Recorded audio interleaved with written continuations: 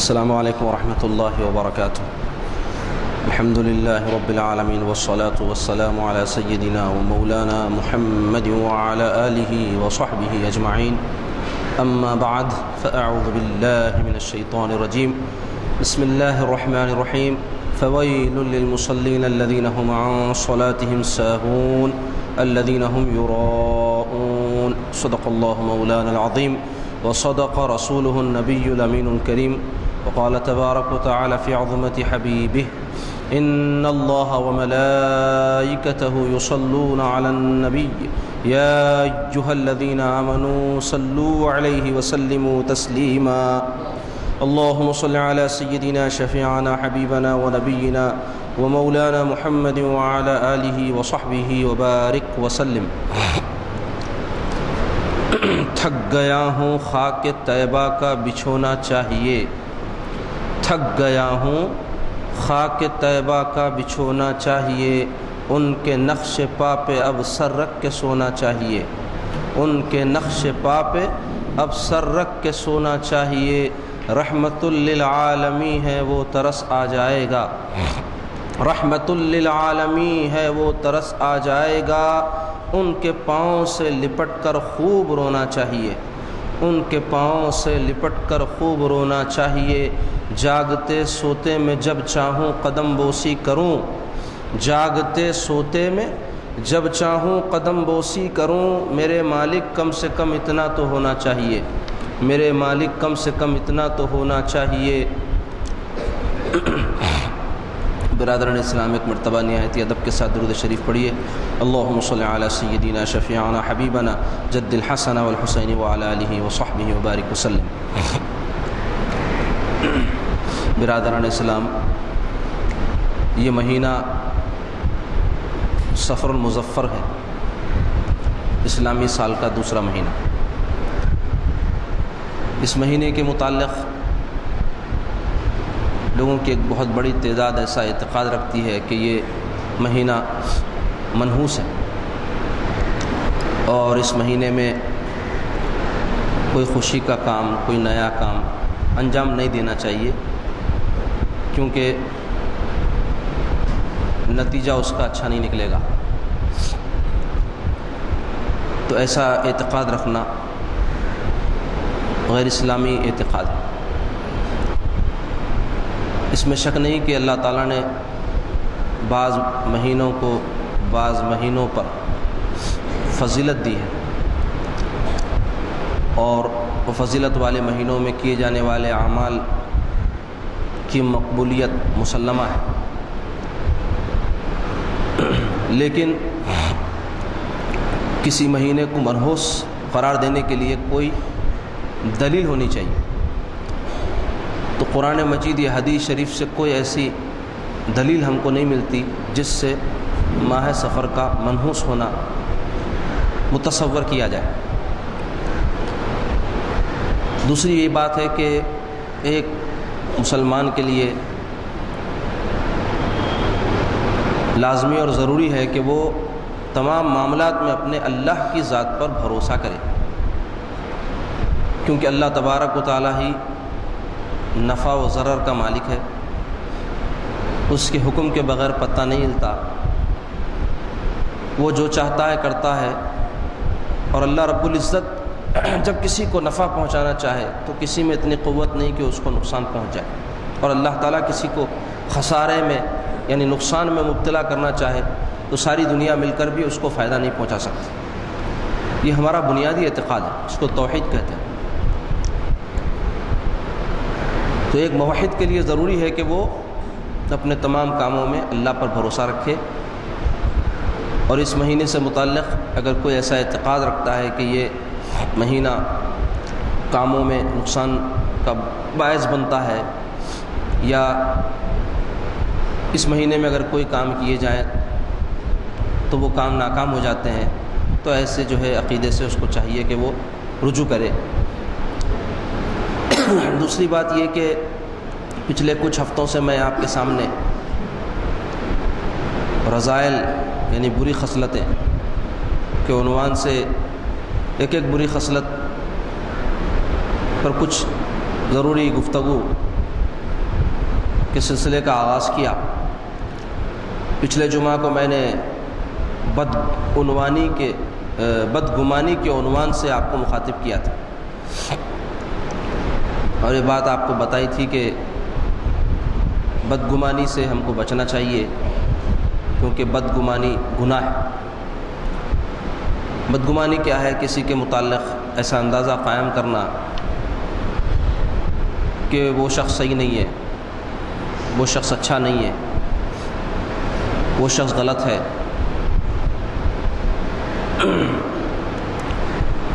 صرف اندازے کی بنیاد، بلا تحقیق۔ تو اس سے اجتناب کا اللہ تعالیٰ نے ہم کو حکم دیا ہے، جس کی تفصیل میں آپ کے سامنے بیان کیا۔ آج انشاءاللہ تبارک و تعالیٰ ایک اور بری خصلت یا رذیل صفت جس کو کہتے ہیں کہ انسان کے دل میں اگر ایسی چیزیں جگہ پکڑے تو اس کا دین خراب ہو جاتا ہے، اس کو ہلاکت کی طرف لے جاتی ہیں، اس پر گفتگو ہوگی، اور وہ ہے ریاکاری۔ ریا عربی لفظ ہے جس کے معنی دکھاوا کرنے کے ہوتے ہیں، اور ہمارے دین میں تمام اعمال کی بنیاد نیتوں پر رکھی گئی ہے اور اخلاص پر رکھی گئی۔ جو عمل بھی ہمارے یہاں اخلاص کے ساتھ کیا جائے گا، اسی کا اللہ تعالیٰ کی طرف سے اجر کا وعدہ ہے۔ اور اخلاص کیا ہے؟ عمل اللہ کے لیے ہو۔ قل ان صلاتی و نسکی و محیایا و مماتی للہ رب العالمین۔ اللہ تعالیٰ فرما دیجئے ان صلاتی، بے شک میری نماز، و نسکی، اور میری قربانی، و محیایا، اور میری زندگی، و مماتی، اور میری موت، للہ رب العالمین، پروردگار عالم کے لیے۔ یعنی ایک ایمان والے کا جذبہ کیا ہونا چاہیے، اس کا اعتقاد تمام معاملات میں کیا ہونا چاہیے، مقصد حیات ایک مومن کا کیا ہونا چاہیے، اس آیت پاک میں بیان کیا جا رہا ہے۔ وہ یہ ہونا چاہیے کہ اس کا ہر کام اپنے رب کی رضا اور خوشنودی کے لیے ہو، اس کی عبادات، اس کے معاملات، اس کا جینا اور اس کا مرنا سب اپنے رب کے لیے ہو۔ اس کو اخلاص کہتے ہیں۔ اللہ کے نبی سیدنا محمد رسول اللہ صلی اللہ علیہ وسلم کا ارشاد پاک ہے، انما الاعمال بالنیات، تمام اعمال کا دار و مدار نیتوں پر ہے۔ نیت کسے کہتے ہیں؟ دل کے ارادے کو نیت کہتے ہیں۔ عمل بعد میں ہے، پہلے انسان دل میں ارادہ کرتا ہے کسی کام کے کرنے کے لیے۔ مثلا نماز پڑھنا ہے تو نماز بعد میں پڑھے گا، پہلے دل میں ارادہ کرے گا مجھے نماز پڑھنا ہے، اس کے بعد اٹھے گا، وضو کرے گا اور نماز کا عمل پورا کرے گا۔ تو ایسے ہی ہر کام کے لیے انسان نیت کرتا ہے۔ اب نیت اگر نماز پڑھنے سے کسی کی یہ ہو کہ اس سے اللہ تعالیٰ راضی ہو جائے، اللہ تعالیٰ خوش ہو جائے، تو ایسی جو نیت ہے اس کو اچھی نیت کہیں گے، اور وہ عمل جو اس کے بعد وہ کرے گا اس کو خالص عمل کہیں گے، اور ایسا عمل کرنے والے کو مخلص کہیں گے۔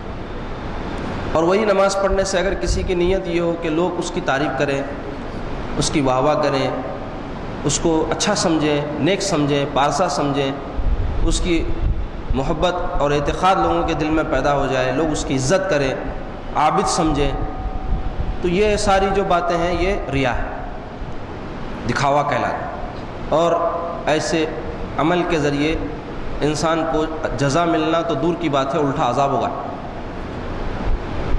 تو ریا بڑی بدترین خصلت ہے، اور یہ زیادہ تر مذہبی اور دیندار لوگوں کے اندر پیدا ہونے کا امکان رہتا ہے۔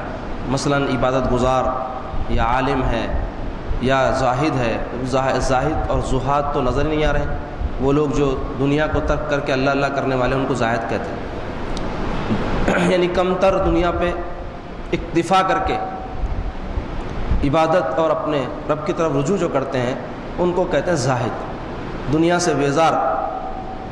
تو ویسے لوگ پہلے تو نظر ہی کما رہے ہیں، لیکن اگر کوئی ہو تو ان میں امکان رہتا ہے کہ ریا پیدا ہو جائے، اپنے کثرت عبادت کی وجہ سے، کثرت زہد کی وجہ سے، تقوی کے طریقے کی وجہ سے۔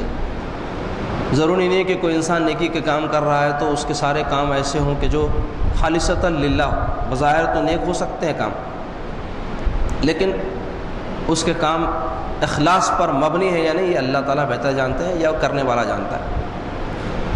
اس لیے ہم کو حکم یہ دیا گیا ہے کہ جہاں تم نیکی کرو، کوشش کرو زیادہ سے زیادہ نیکی کرنے کی، تو وہیں اس نیکی کو بچاؤ بھی۔ نیکی کرنا اور چیز ہے، نیکی کو بچانا اور چیز ہے۔ نیکی بچے گی تو اس کا اجر ملے گا۔ آدمی دولت مند کب بنتا ہے؟ اس سے قبل میں یہ مثال دیا، صرف پیسے کمانے سے کوئی دولت مند نہیں بنتا، پیسے بچانے سے دولت مند بنتا ہے۔ تو دولت مند بننے کے لیے دو کام ضروری ہے، پیسے کمانا پھر ان کو بچانا۔ ایک آدمی روزانہ 1000 روپیہ کما رہا ہے اور 2000 روپے خرچ کر رہا ہے، تو روزانہ 1000 روپے کا مخروض ہے، وہ دولت مند نہیں کہلائے۔ ایک آدمی 1000 روپے کما رہا ہے، 500 روپے خرچ کر رہا ہے، تو روزانہ 500 روپے جمع ہو رہے ہیں اس کے۔ یا 1000 کما رہا 1000 بچا رہا، تو بھی دولت مند بن جائے گا۔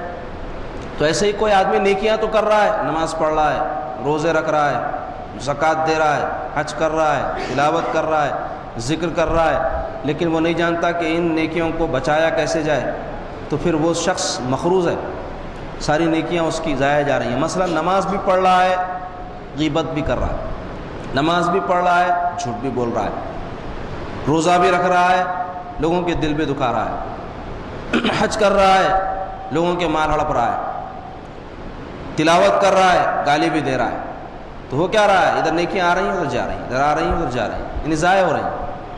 تو اس لیے نیکی کرنا پھر اس کو بچانا، تو اس کے لیے ضروری ہے کہ انسان مخلص بنے۔ مخلص کوئی واعظ سن لینے سے نہیں بن جاتا، صرف ترغیب ہوتی۔ یہ مواعظ وغیرہ جو ہوتے ہیں، جس کے لیے اب لوگوں کے پاس وقت بھی نہیں ہے، زندگی اتنی مصروف ہو گئی، ہفتے میں ایک دن جمعہ کا دن اس میں خطبہ رکھا گیا ہے، کیوں؟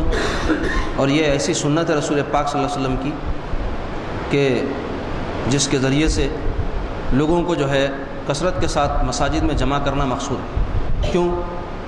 اس لیے کہ ہفتے میں ایک مرتبہ ان کے سامنے خیر اور بھلائی کی باتیں رکھی جائیں، کیونکہ انسان ہفتہ بھر جب دنیا کے کاموں میں مشغول رہتا ہے تو اس کے اثر سے دل کے اوپر ایک زنگ پیدا ہوتا ہے، دھول چڑھ جاتی ہے۔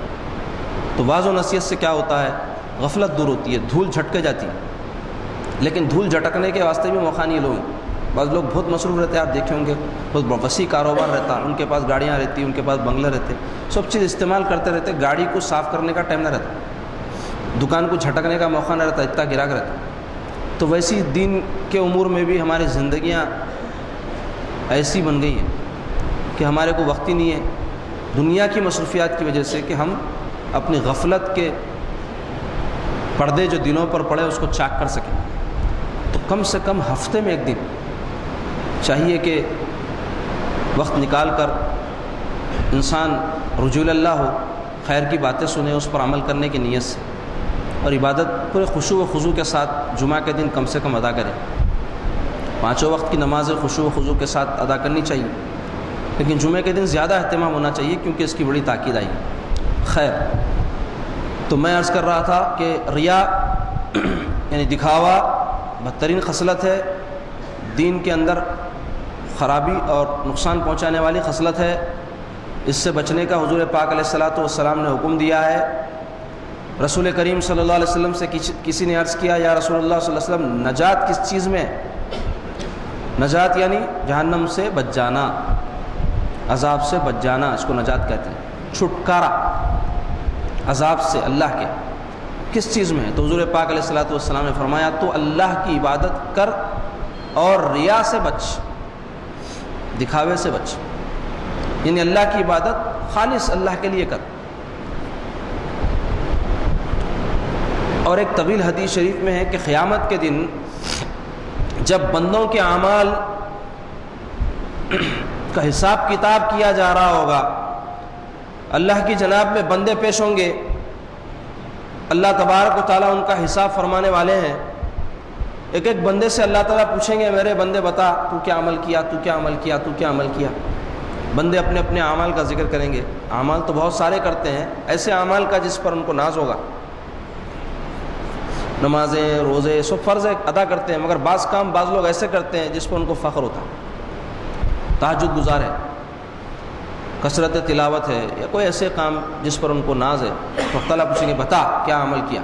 تو ایک بندہ عرض کرے گا مولا میں تیری راہ میں جہاد کیا، تو تبارک و تعالیٰ فرمائیں گے تو جھوٹ کہتا ہے، تو جہاد تو کیا لیکن اس سے تیری نیت اور مقصود یہ تھا کہ لوگ تجھے مجاہد کہیں، تیری تعریف کریں، جو تجھے دنیا میں حاصل ہو گئی اب یہاں تیرے لیے کوئی اجر نہیں ہے، فرشتوں کو حکم ہوگا اس کو جہنم میں لے کے جاؤ، جہاد کر کے جہنم میں چلا جائے، نہیں کر کے گیا تو الگ بات تھی، نہیں کرا بول کے تو وہاں پہ محنت بھی نہیں ہوتی تھی مگر جہنم تھی، یا محنت کر کے جہنم میں گیا۔ دوسرے کو طلب فرمائیں گے، پوچھیں گے بتا تیرے کو کیا چیز پہ ناز ہے، تیرے کون سا عمل ہے تیرے پاس؟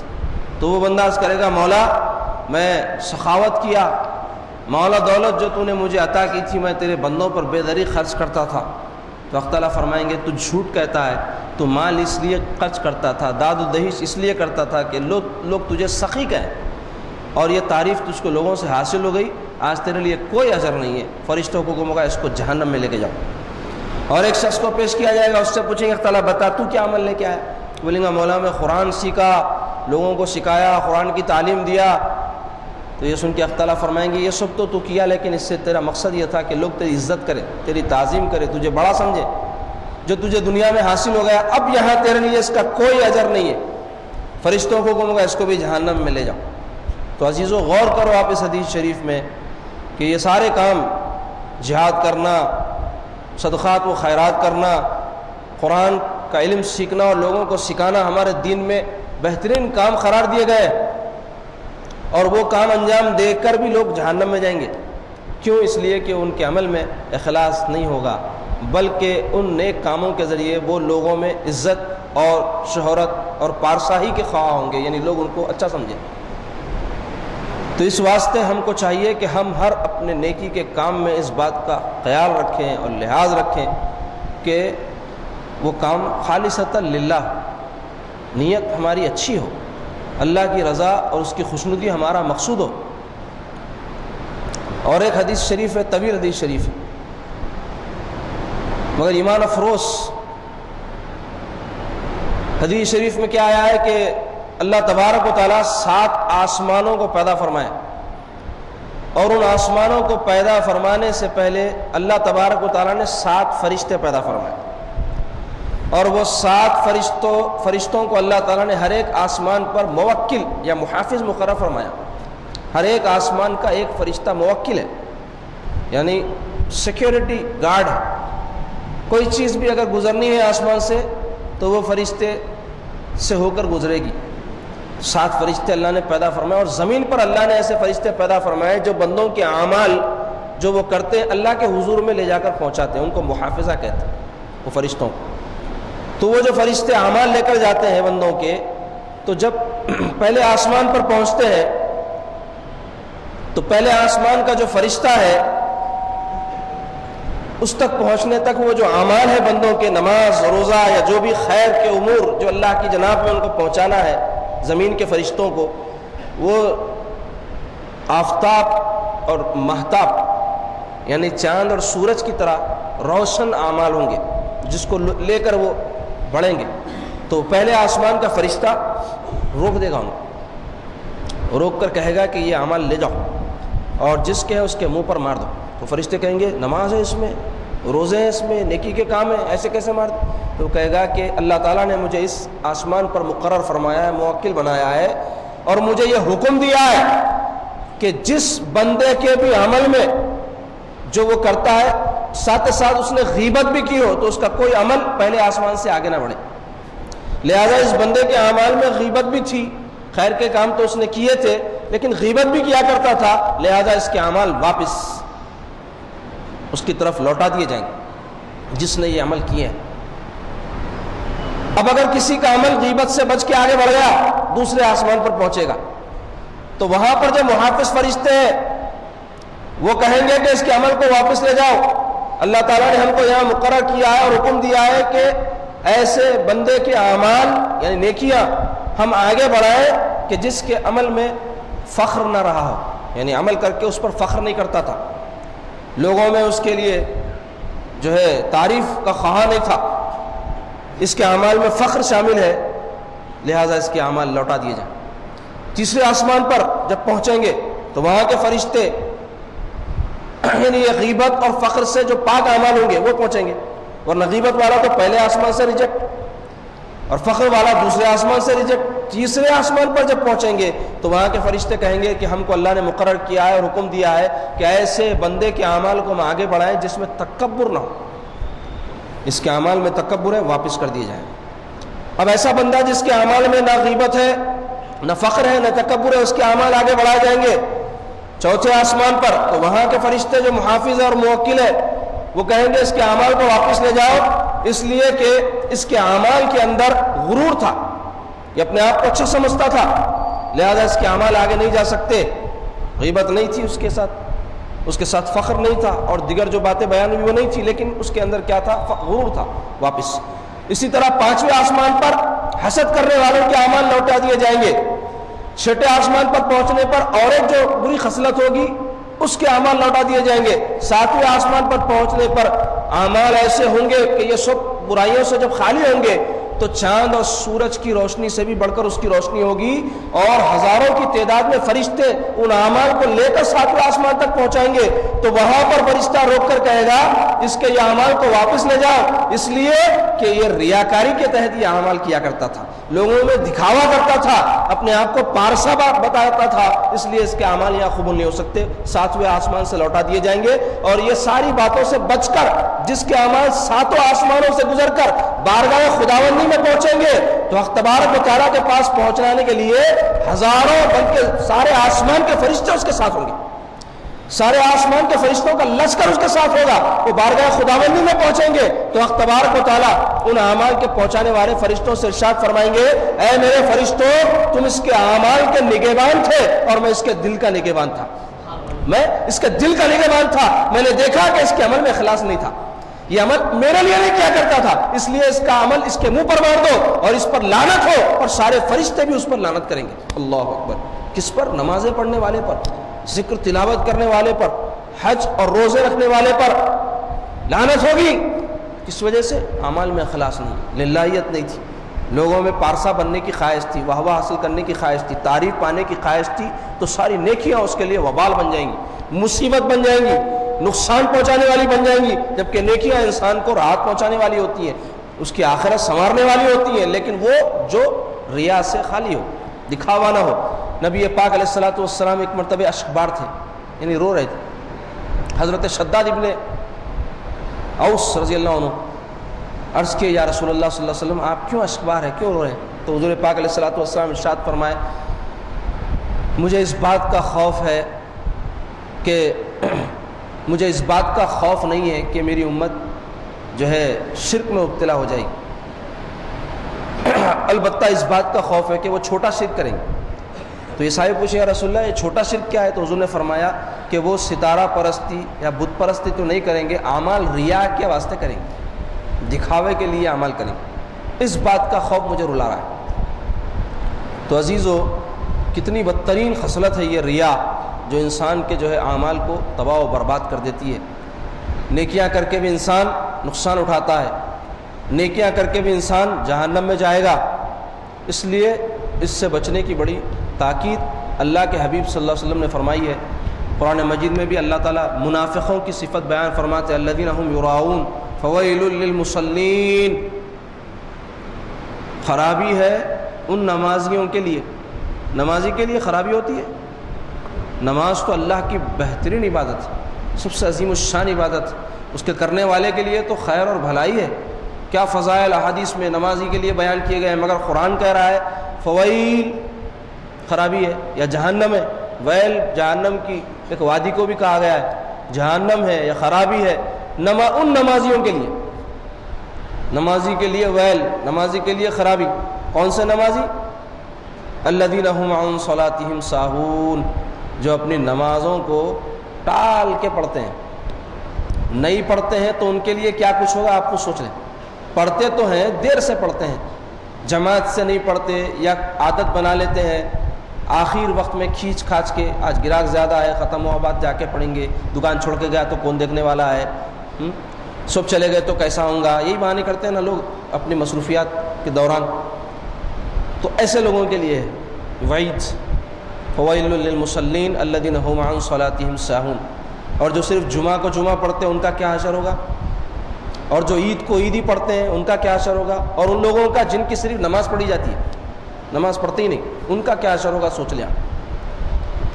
تو فویل للمصلین الذین هم عن صلاتهم ساہون، یعنی سستی کاہلی کر رہے ہیں، یا نماز ایسا پڑھ رہے ہیں خشوع خضوع نہیں ہے، وہ بھی اس کے تحت بیان کیا گیا ہے. تو ان کے لیے بھی یہی وعید ہے.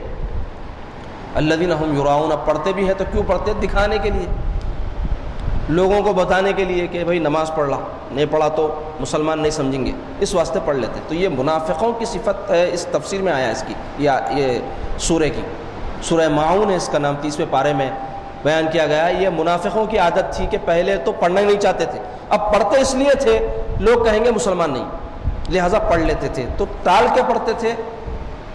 تو ان کے منافق ہونے کی علامت تھی.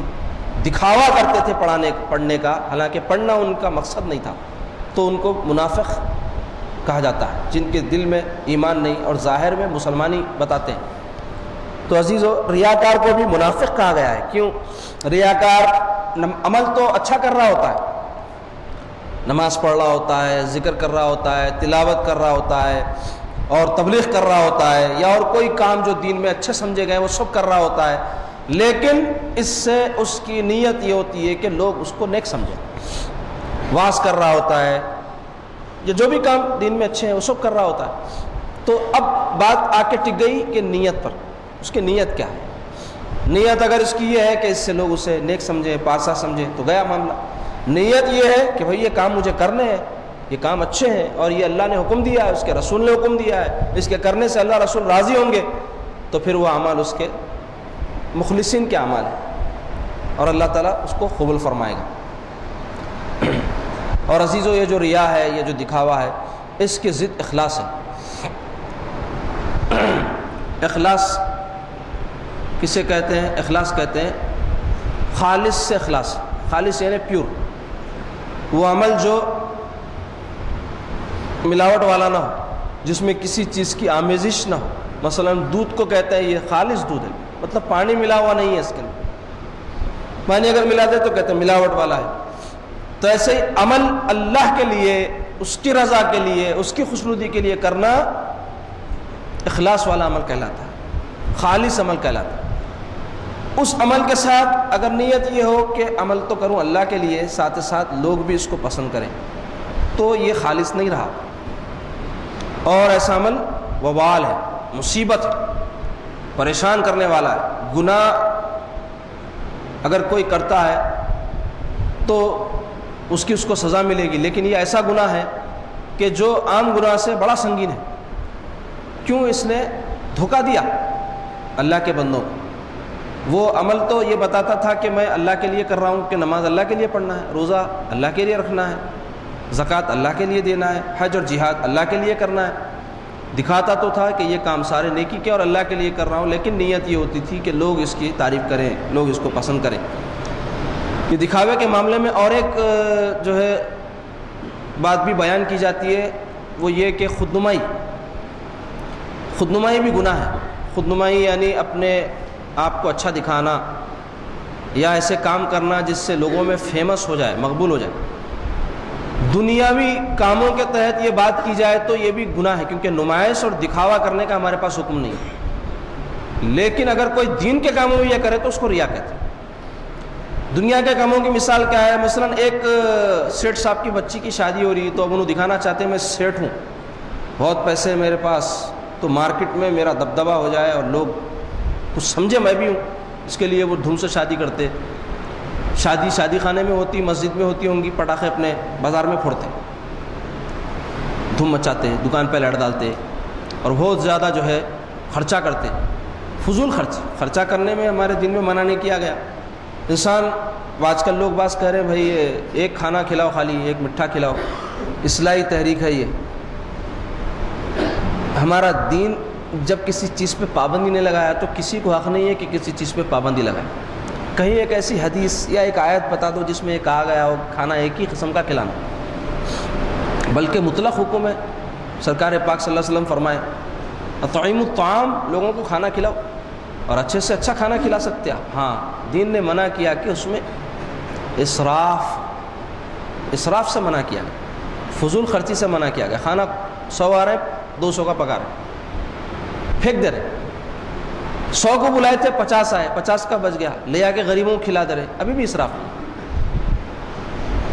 5 قسم کے کھانے، 5 قسم کے میٹھے پکا کے لوگوں کو کھلا رہے، لیکن پھینک رہے نہیں۔ کھلا سکتے، کیا برائی ہے، اللہ دیا تو کھلاؤ۔ ہاں ایک وجہ سے منع کیا جاتا ہے کہ بھائی آپ ایک ایسا طریقہ اختیار کیے ہیں جو بعض لوگ نہیں کر سکتے، تو اس کی وجہ سے مسائل ان کو ہوتے ہیں۔ مثلا آپ تو دولت مند ہیں، آپ نے ایک معیار قائم کر دیا، اچھے سے اچھا کھانا پکا دیا، اب بعض غریب لوگ رہتے ہیں، ان کی استطاعت اور اوقات نہیں رہتی، ان کے دل میں خواہش پیدا ہوتی، انہیں ایسا کھلایا، میں کم سے کم ویسا تو کھلا سکنا۔ تو یہ چیزوں میں ترغیب ہوتی ہے، اس لیے علماء کہتے ہیں کہ بھائی سیدھا سادہ کھانا کھلا دو، لیکن یہ کسی کو آپ پابند نہیں کر سکتے کہ آپ ایک ہی قسم کا کھانا کھلا دو اور ایک ہی قسم کا میٹھا جو ہے کھلاؤ، نہیں کھلائیں گے تو گناہ گار ہو جائیں گے، ایسا نہیں۔ ہاں اگر وہ اپنے طور پہ ایسا فیصلہ لے کر کے یہ جو ہے جو معاشرے میں خرابی عام ہو رہی ہے، لوگوں کو جو ہے مشقت اٹھانی پڑ رہی ہے، ایک ماحول بن رہا ہے، اس کی وجہ سے اپنے آپ کو روک کر عمل کر لے رہا ہے، ایک الگ بات ہے۔ خیر موضوع دوسرا ہے ہمارا، تو میں کیا آپ سے عرض کرنا چاہ رہا ہوں کہ نیتیں دیکھی جاتی ہے تمام اعمال میں انسان کی کیا ہے، تو اخلاص کا تعلق انسان کی نیت سے ہے، اور اللہ تبارک و تعالی ہم کو حکم دیے ہیں کہ ہم اپنے دین اور دنیا کے تمام معاملات میں اللہ کی رضا اور خوشنودی کو اپنا مقصد عین بنائیں۔ تو اگر کوئی خود نمائی کرتا ہے تو انہیں دنیاوی کاموں میں کرے گا، اور ریا دین کے کاموں میں کرے گا، اس کے فرق کو سمجھیں۔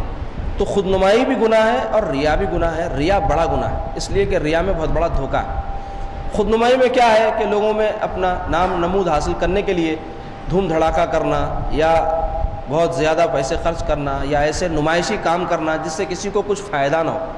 کئی لوگ ہیں نمائشی کام میں یعنی ڈیکوریشن وغیرہ میں لاکھوں روپے خرچ کر دیتے ہیں کچھ گھنٹوں کے لیے، حالانکہ اس میں کوئی تعمیری کام بولتے تو عمارت بنانے کو نہیں بولتے، تعمیری کام ایسے کام کو کہتے ہیں جس سے کسی کو کچھ فائدہ ہو جائے، کچھ بھلائی ہو جائے۔ میں خوبصورت لائٹنگ لگاؤں، بہت شاندار اسٹیج سجاؤں، لوگ آ کر واہ واہ واہ واہ کر کے چلے جائیں، تو اس سے کس کو کیا فائدہ ہو رہا ہے بھائی؟ خالی سن کر میرا سینہ پھول رہا ہے۔ اور کئی تو اس کے اندر منافق ہوتے ہیں، دن میں رہتا لوٹ لوٹ کے لوگوں کو بنایا دیکھو، بلکہ سامنے آ کے بولتے بہت اچھا بنایا، بولتے کئی منافق ہوتے ہیں۔ تو کیا ان کے کہنے کے اوپر میں خوش ہو کر پیسے کو ضائع کر دوں؟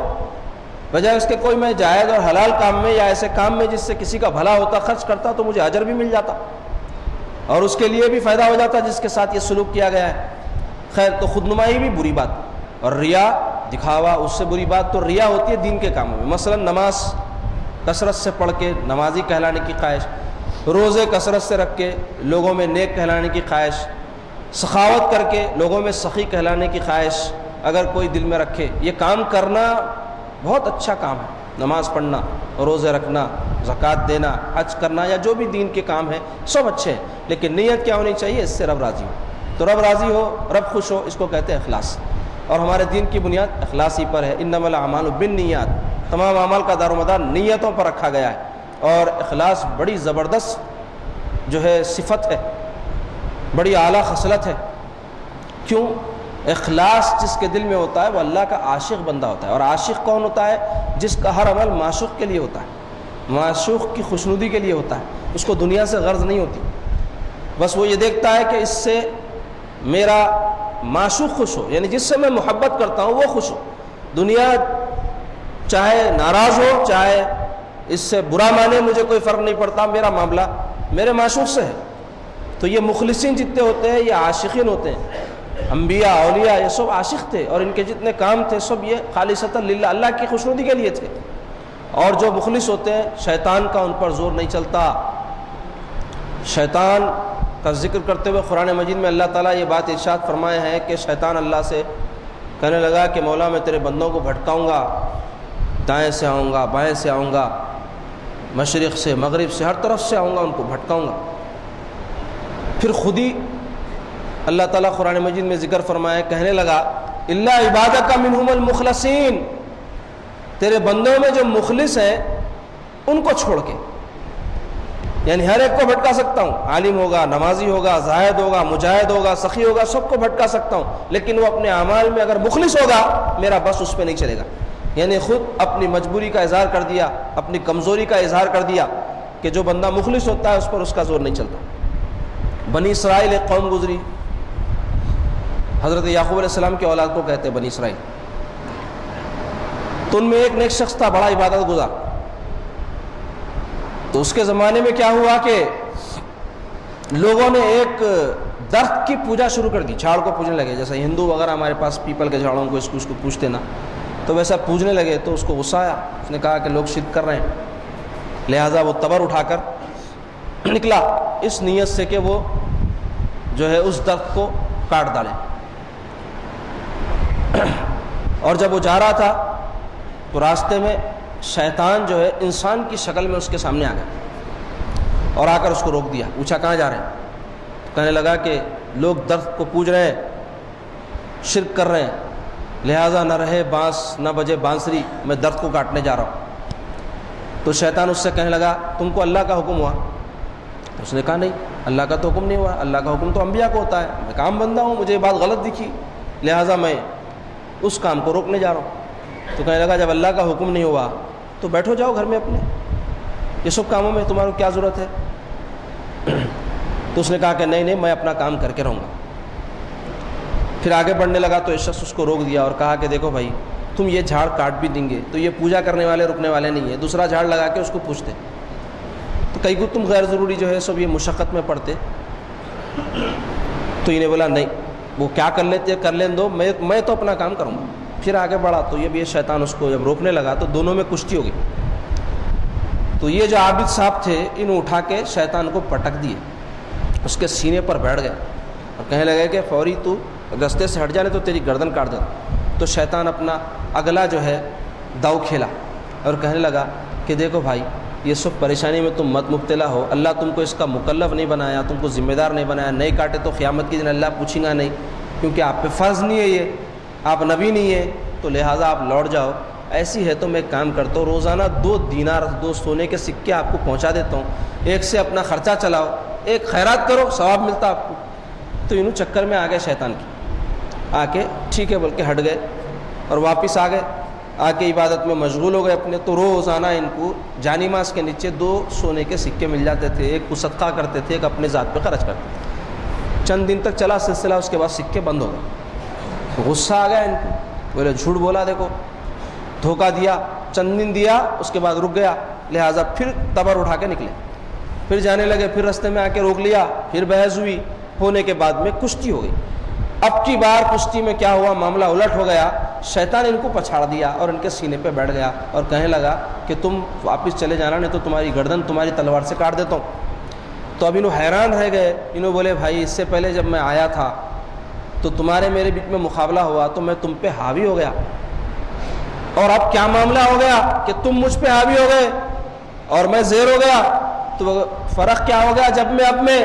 تو شیطان جواب دیا جب تم آئے تھے تمہارے دل میں اخلاص تھا، اب جب تم آئے تو دینار کے واسطے آئے تھے، یعنی اللہ کے لیے نکلے تھے. جب تم درخت کاٹنے کی نیت سے جب پہلی مرتبہ، دوسری مرتبہ جب درخت کاٹنے نکلے تو وہاں پہ تمہاری نیت یہ تھی ہاں سونے کے سکے بند ہو گئے، تو تمہاری نیت جیسے ہی پلٹی اخلاص ختم ہو گیا تو میں ایسے لوگوں پر جن میں اخلاص نہیں ہوتا ان پہ حاوی آ جاتا. اور یاد رکھو تھوڑا سا عمل بھی جو اخلاص والا ہو اللہ کے پاس ایسے اعمال سے جو ڈھیروں ہوں پسندیدہ ہے، اور ایسے بندے جو مخلص ہو اللہ کے پاس ایسے ہزاروں بندوں سے جو بظاہر تو بڑے نیک نظر آتے ہیں لیکن مخلص نہیں ہوتے، وہ بندے محبوب ہوتے ہیں. تو عزیزو ایک مرتبہ حضرت حبیب اعجمی رحمۃ اللہ علیہ بہت بڑے بزرگ گزرے ہیں، ان کے جو ہے استاذ تھے حضرت حسن بصری جو تابعی ہیں. وہ اپنے شاگرد سے ملنے کے لیے ان کے گھر پہ گئے تو حضرت حبیب اعجمی جیسا نام سے ظاہر ہے عجم کے تھے، مغرب کی نماز اپنی خانقاہ میں پڑھا رہے تھے، اور چونکہ عربی نہیں تھے قرآن مجید کی تجوید صحیح طور پہ نہیں پڑھ رہے تھے، تجوید سے نہیں پڑھ رہے تھے قرآن نماز میں. تو حسن بصری چونکہ عرب کے تھے انہوں سن کے بولے ان کی نماز کی تجوید صحیح نہیں ہے، قرات صحیح نہیں ہے، لہٰذا ان کے پیچھے نماز نہیں پڑھے، نہیں پڑھ کے علیحدہ پڑھ لی. تو حضرت امام حسن بصری بہت بڑے امام اور بہت بڑی ہستی حضرت سیدنا علی رضی اللہ عنہ کے صحبت یافتہ ہیں. تو جس دن یہ واقعہ ہوا اس شب کو جب سو گئے تو خواب میں اللہ تعالیٰ کا دیدار ہوا. تو تبارک و تعالیٰ سے پوچھے کہ مولا تیری رضا اور تیری خوشنودی کس چیز میں ہے, وہ کیا عمل ہے جس سے تو مجھ سے راضی ہو جائے. تو تبارک و تعالیٰ ارشاد فرمائے کہ اے حسن آج ایک موقع تیرے ہاتھ آیا تھا کہ اگر تو اس پہ عمل کر لیتا تو میری رضا اور خوشنودی تجھے حاصل ہو جاتی. تو عرض کیے مولا وہ کیا موقع تھا؟ تو تعالیٰ فرمائے کہ تو اگر حبیب اعظمی کے پیچھے آج نماز پڑھ لیتا تو تیری وہ نماز تمام نمازوں کی سردار ہو جاتی اور اس سے میں تجھ سے راضی ہو جاتا. تو اس پر عرض کیے مولا ان کی قرات صحیح نہیں تھی, وہ نماز میں تلاوت صحیح نہیں کر رہے تھے, اس لیے میں ان کے پیچھے نماز نہیں پڑھا. تو اس پر ارشاد ہوا کہ اے حسن تو نے اس کی ظاہری قرات کو دیکھا لیکن جو اخلاص اس کے دل میں تھا تو نے نہیں دیکھا. اس کی نماز میں جو خشوع اور خضوع تھا, جو للہیت تھی, وہ تو نے نہیں دیکھی کہ جس کی وجہ سے اس کی وہ نماز میرے یہاں مقبول تھی اور جو اس کے پیچھے نماز پڑھے اس کی نماز میں قبول کر لیتا ہوں. تو عزیزو کئی وقت ایسا ہوتا کوئی آدمی ہم کو ایسا دکھتا ارے کیسا کر لے رہا ہے یہ عمل, لوگ فوری تنقید شروع کر دیتے. نہیں کرنا, اس کے دل کا معاملہ اللہ سے کیا ہے اللہ بہتر جانتا. ہر شخص کو چاہیے اپنا محاسبہ کرے. خیر آخر میں ایک ہی بات کہوں گا کہ عزیزو جو عمل بھی کرو مختصر ہی صحیح لیکن اس میں اخلاص پیدا کرو, اللہ کی خوشنودی, چاہے ہمارا کوئی دنیا کا کام ہو یا دین کا کام. دین کے کام میں تو اگر ہم لوگوں سے تعریف اپنے علم کے ذریعے, اپنے واعظ کے ذریعے, اپنی نمازوں کے ذریعے, اپنے صدقات و خیرات کے ذریعے, اپنے کثرت حج و عمرہ کے ذریعے اگر چاہتے ہیں کہ لوگوں میں تعریف ہو جائے, واہ واہ ہو جائے, تو یاد رکھو یہ وبال ہے, یہ مصیبت ہے, یہ بہت بڑا ہلاک کرنے والا کام ہے. اور تھوڑا سا عمل جو اللہ کی رضا اور خوشنودی کے لیے ہو, اللہ دلوں کی باتوں کو جاننے والے ہیں, اس کا اللہ کے پاس بڑا وزن ہے. اور ایسے ہی اعمال کو اللہ قبول فرماتا ہے اور ایسے ہی اعمال کی ہم کو کوشش کرنی چاہیے اور ایسی ہی اپنی نیت بنانی چاہیے. اللہ پاک سے دعا کرتا ہوں مولا ہم کو نیک توفیق عطا فرمائیے, ہمارے صغیرہ و کبیرہ گناہوں کو معاف فرمائیے. اے اللہ ہم سے اعمال میں جو بھی ریاکاری ہوئی ہے اس کو معاف فرمائیے اور ہم کو یہ ریا کے مرض سے بچائیے اور ہم میں اخلاص پیدا فرمائیے. اے اللہ آپ ہم سے راضی ہو جائیے, اے اللہ آپ ہم سے خوش ہو جائیے اور ہم کو ایسا بنائیے مولا کہ ہر عمل ہم جو بھی کریں آپ کی رضا کے لیے کریں, آپ کی خوشنودی کے لیے کریں, آپ کے حبیب کی خوشنودی کے لیے کریں. ہماری دنیا اور آخرت کو سنوار دیجیے, ہماری باطن اور ظاہر کی اصلاح فرمائیے برحمتک یا ارحم الراحمین والحمد للہ رب العالمین.